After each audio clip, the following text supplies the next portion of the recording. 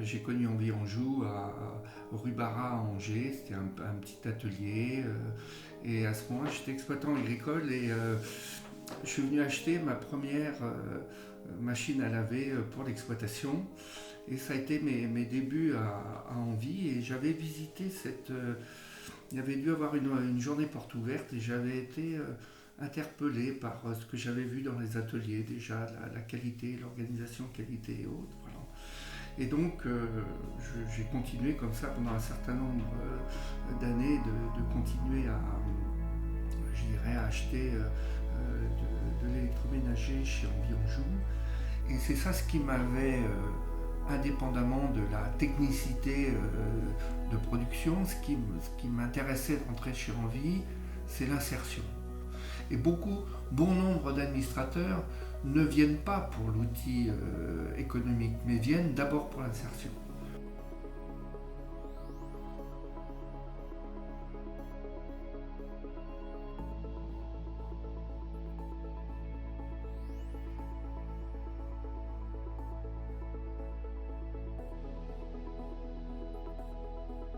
Moi, là où je me suis retrouvée en venant chez Envie, c'est bien sûr aussi tout un système de valeurs qui me convenait bien.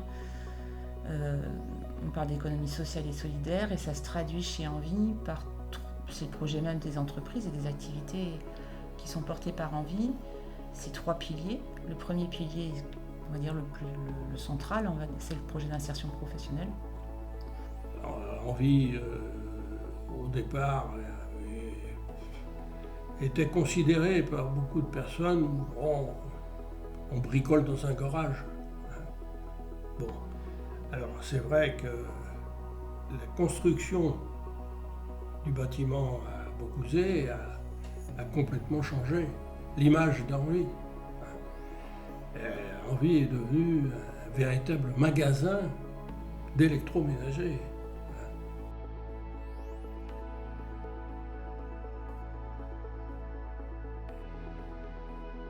L'aventure, elle est passionnante aussi chez Envie, dans ce que je suis aussi venue chercher, de ce que j'ai trouvé aussi depuis 3 ans.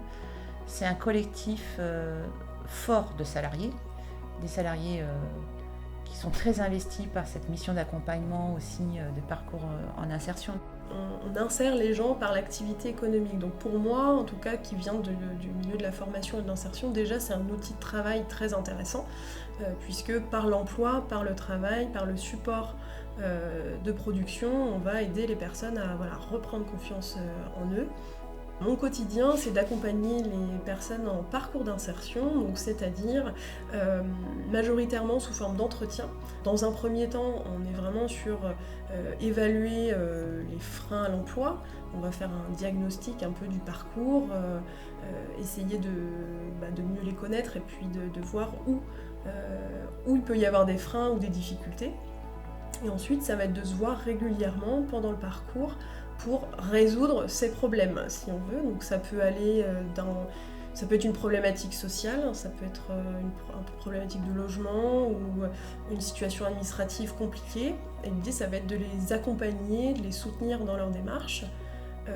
Et puis en parallèle, ils occupent leur poste de travail au quotidien avec les encadrants techniques. Et petit à petit, on va commencer à parler de projets professionnels ou en tout cas de suite de parcours. On les aide à revenir sur un secteur, une activité professionnelle, donc avec des horaires, avec un chef, avec une production à tenir.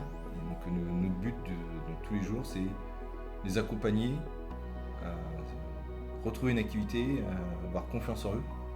Parce que souvent c'est ça qui manque, c'est un manque de confiance en soi. Et puis une fois que ça c'est fait, souvent après ça va tout seul et puis on est juste là pour les accompagner tous les jours. Mais le gros du travail est fait. Je suis venu ici en France du début de 2021, en janvier 2021. Donc, j'avais pas une expérience ici, comment se déroule le travail en France, tout ça c'est un truc de nouveau pour moi. Voilà, donc je connais pas. J'ai commencé ici avec Envie. Là, j'ai commencé comme un agent sur le quai. J'ai resté juste 2 semaines. Voilà, donc après j'ai passé comme un chauffeur VL. Et là j'ai resté presque 1 an. Voilà, donc jusqu'au je valide mes permis, surtout mon permis poids lourd et super lourd. Donc là ils m'ont aidé vraiment à dépasser, à évoluer. Donc voilà, directement ils m'ont donné de la confiance, prendre l'initiative. J'ai trouvé qu'ils m'ont aidé pour comprendre, pour apprendre. Tout ça, j'ai bien appris ici. Donc, en plus, on est très solidaires ici. C'est ça bien. C'est ça que je trouve très bien. Il n'y a pas de différence entre les origines, entre les nationalités. Non, il n'y a pas de discrimination complètement. Vraiment, on est tous égaux. Et vraiment, je me sens très à l'aise ici. Et voilà. Après, c'est pas n'importe quelle activité non plus qui sont portées par Envie. Envie ne développe pas non plus un panel d'activités large. À chaque fois, c'est effectivement à l'appui du ressort qui est celui de l'économie circulaire.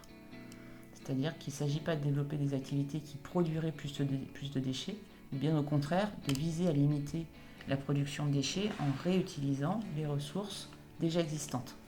Donc de ne pas les puiser dans les ressources de la terre supplémentaires. Donc c'est le principe même de l'économie circulaire, c'est-à-dire que la matière première, notre gisement, c'est du déchet, qui est classé déchet. Et puis on va le valoriser. Donc ça peut être un peu dévoyé comme mot, le mot déchet, mais c'est du déchet qu'on va valoriser en le rénovant. Ça vise à récupérer du D3E, c'est technique, mais c'est du déchet des équipements électriques et électroniques. De vérifier ce qui est rénovable, ce qu'on peut réutiliser soit en pièces détachées, soit en rénovation de l'appareil complet, pour le remettre sur le circuit de la distribution avec un an de garantie, sur des prix qui sont à 50% moins chers que le rénové. Donc moi, la première chose, la valeur d'Envie, c'était travailler pour l'environnement. Donc faire du recyclage, et ça me parle. Donc j'ai appris à découvrir l'insertion professionnelle, et du coup ça m'a donné d'autres objectifs. Toujours en parlant de l'environnement, il y a aussi l'insertion professionnelle qui est très importante dans notre métier. Donc pour moi les valeurs d'Envie, c'est on travaille pour l'environnement, on fait du bien à l'environnement et on fait du bien à des salariés qui en ont besoin. En gros c'est ça, avec des mots simples. Nous sommes un site donc de collecte de déchets où on a principalement 3 grosses activités. La première activité est l'activité historique qui est la collecte de déchets d'équipements électriques, les D3E, qui représente à peu près 7000 tonnes à l'année. On a aussi une activité qu'on développe de plus en plus qui est la collecte de déchets professionnels auprès des entreprises diverses et variées locales, où on va collecter du papier, du carton, plastique, ce genre de flux. Ça représente à peu près 560-70 tonnes. Et puis on a une activité qu'on appelle la collecte d'encombrants, où on intervient pour des bailleurs sociaux et on collecte ce qu'ils ont dans les caves, des canapés, des vélos, enfin bref, tout ce qu'on peut trouver qui est un petit peu encombrant. Et ça représente à peu près 350 tonnes sur une année.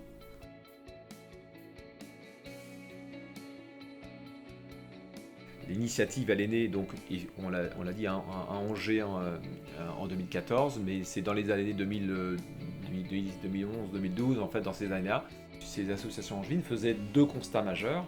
Un, on rencontre de plus en plus de personnes en situation de handicap ou des personnes âgées qui ont des difficultés pour s'équiper en aide technique liées à la mobilité et au maintien à domicile.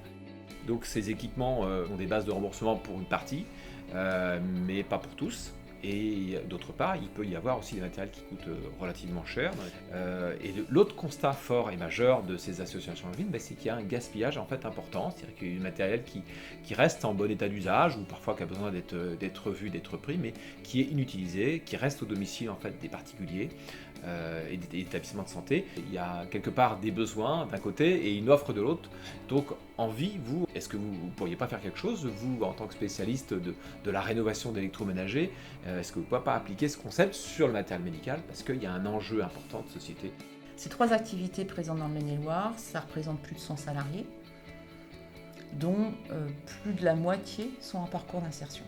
Sur l'activité électroménager, c'est par exemple en 2021, c'est 13 000 appareils rénovés et 13 000 appareils vendus, puisque tout ce qu'on produit, on le vend. On a une forte demande de nos clients aujourd'hui, puisqu'on est aussi sur aujourd'hui une société qui est très sensibilisée et sensible à la question de l'économie circulaire et à l'épuisement des ressources. Donc on a une demande qui est toujours en forte augmentation. On est en train de mettre en place une nouvelle filière de compost de biodéchets. Donc on est un petit peu en mode expérimental. Donc on a démarré là en milieu d'année où on collecte auprès des professionnels leurs biodéchets, donc des restes de table, des épluchures, etc., qui vont aller donc alimenter un andin de compost. Aujourd'hui, c'est dans un champ, chez un agriculteur. Demain, ça sera une plateforme avec des matériels et des dispositifs très précis et très particuliers pour ce genre d'activité. Un des grands chantiers aussi de l'année, c'est de faire en sorte qu'on harmonise les structures juridiques pour que du coup, il y ait bien un projet global de toutes les envies et on va tous dans le même sens autour de ce projet social.